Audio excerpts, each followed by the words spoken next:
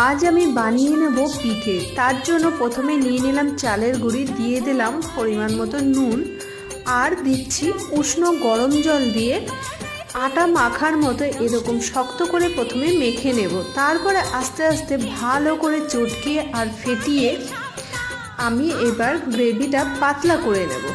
আর কীরকম ধরনের পাতলা করছি সেটা দেখে আপনারা ঘনত্বটা বুঝে নিন। অনেকে বুঝতে পেরেছেন, অনেকে বুঝতে পারেননি, আমি বুঝিয়ে দিচ্ছি ঠিক করে। এই যে দেখছেন সরা, এই সরাটা আমি উনুনে বসিয়ে রেখেছিলাম, আর এরকম হালকা আছে।